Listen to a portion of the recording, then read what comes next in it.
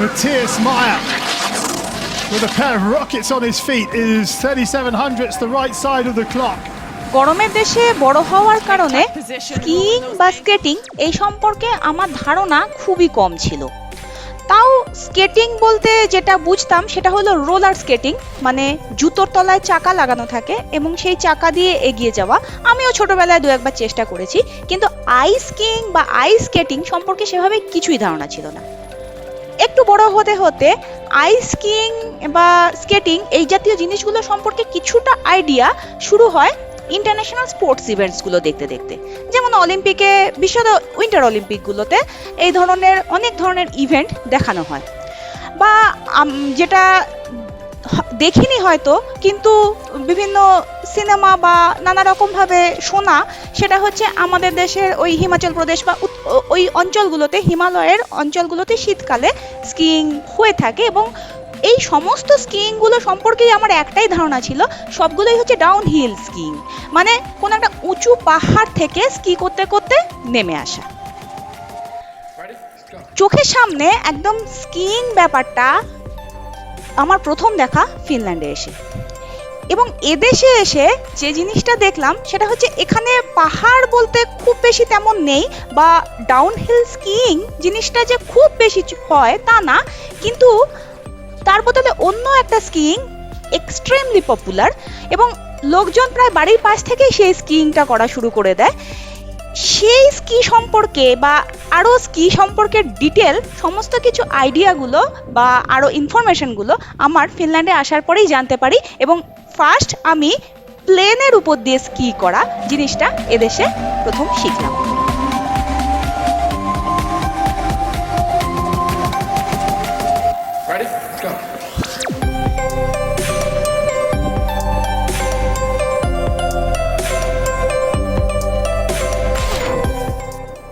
এখন আমি যে জায়গাটায় এসেছি সেই জায়গাটা থেকে যে পিছনে দেখা যাচ্ছে যেটা, ওটা হচ্ছে একটা লেক, পুরো ফ্রিজ করে গেছে, ফ্রোজেন লেক। আর যে জায়গাটার উপর দিয়ে আমি হাঁটছি এটা হলো ski track.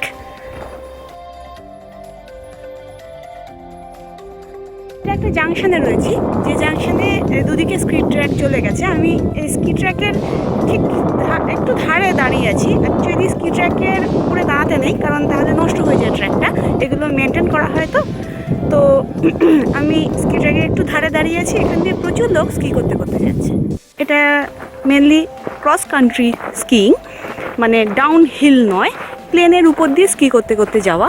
Down hill ski ছাড়াও আরেকটা পপুলার স্কিইং স্টাইল হচ্ছে ক্রস কান্ট্রি স্কিইং বা নর্ডিক স্কিইং। এই স্কিতে মেনলি প্লেনের উপরে স্কি হয়, প্লেন সারফেস, কোনো আপ ডাউন থাকে না। মানে আপ ডাউন ডেফিনেটলি অল্প কিছুটা থাকতে পারে, কিন্তু খুব আপ হিল থেকে নিচে ডাউন হিল একদম পড়া এরকম টাইপের হয় না। এটা মেনলি প্লেন সারফেসের উপরেই এই স্কিটা করতে হয়, এবং এই স্কিটার জন্য এই ধরনের ট্র্যাক বা ট্রেল তৈরি করা হয়। ফিনল্যান্ড মোটামুটি প্লেন টেরান, এখানে পাহাড় বা টিলা আছে তবে কম, মোস্টলি প্লেন টেরান।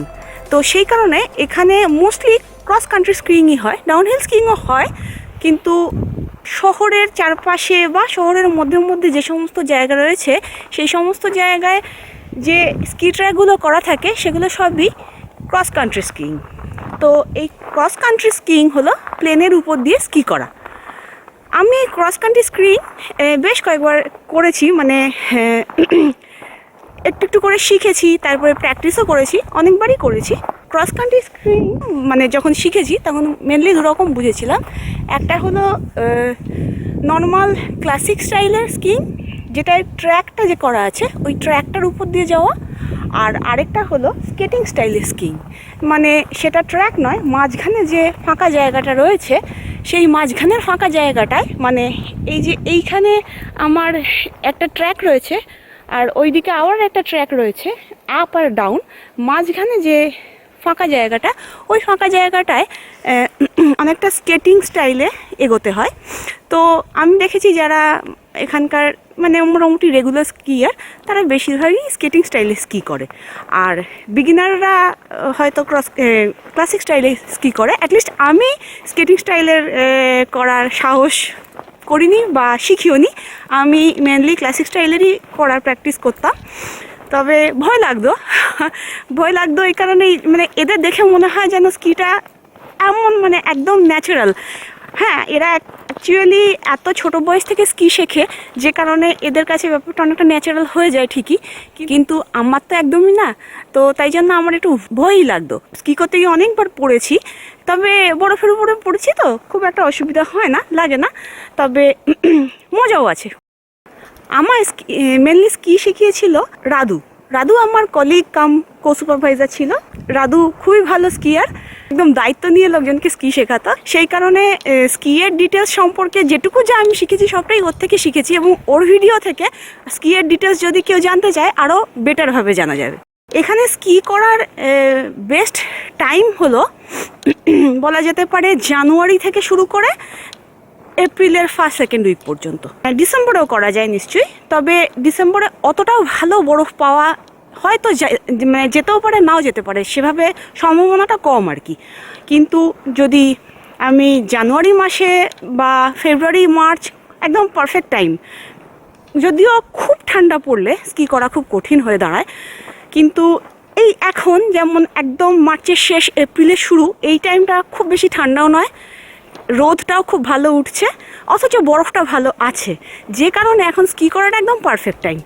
একটা এক্সস্টিং স্কি সেশনের পরে টিপিক্যাল ফিনিশ অ্যাক্টিভিটি হলো আইস সুইমিং আর তারপরে সাউনা।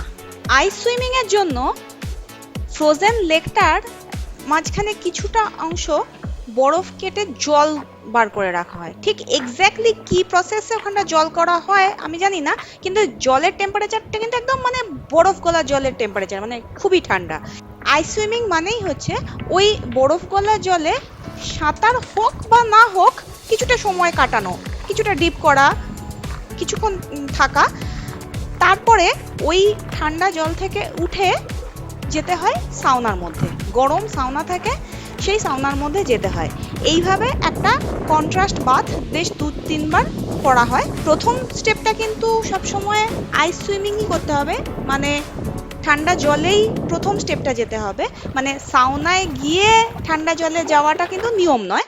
প্রথমে ঠান্ডা জলে ডিপ করে এসে তারপরে সাউনার মধ্যে ঢুকতে হয়। তো এটা একটা খুবই কমন ট্র্যাডিশন ফিনল্যান্ডে। আর এরকম শীতের দিনে আইস সুইমিংটা ভীষণ রিফ্রেশিং। আমি অনেকবার আইস সুইমিং করেছি এবং আইস সুইমিং আমার খুব ফেভারিট। তো প্রথমবার যখন জলে নামতে হয় তখন কিন্তু মনে হয় বাবারে জলে নামবো, মানে ভয়টা কাজ করে, কিন্তু জলে নামার পরে বোঝা যায় যে এতটা রিফ্রেশিং, এতটা ভালো লাগে, তখন মনে হয় জলে না নামলে খুব ভুল করতাম। Skiing is a very common sports activity in colder countries where you can get snow for several months. But it is not very common in warmer countries and people don't know much about it. Before coming to Finland, I would think skiing is all about downhill skiing.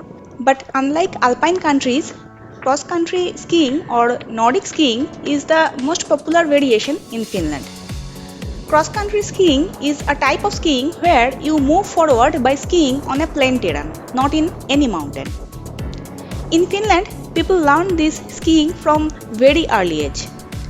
From one of my colleagues, I learned cross-country skiing. There are two styles of doing it, classic style or skating style. I find skating style is for more advanced skiers. I always practiced classic style, that means gliding on a ski track. Finnish people regularly practice skiing during the whole winter, though I feel the best time for skiing is from January to mid-April. You can get a lot of snow and brighter days this time. Though skiing in November-December is also possible, especially in the northern Finland, but the chance of getting a good amount of snow is less in the southern counterpart. Followed by a ski session, having an ice swimming with a sauna bath is very refreshing and common among Finnish people. For ice swimming, they melt some part of the lake and people dip or swim in that water for a short time and then head towards the hot sauna. The custom is to dip into the ice cold water first and then go to the hot room and repeat this process for a couple of times. I like this contrast bath quite a lot and believe me it is really refreshing. Skiing আর ice swimming আমার খুব প্রিয় দুটো activity এই ভিডিওটা explain করলাম। আপনাদের কেমন লাগলো দেখে কমেন্টে জানাতে কিন্তু ভুলবেন না।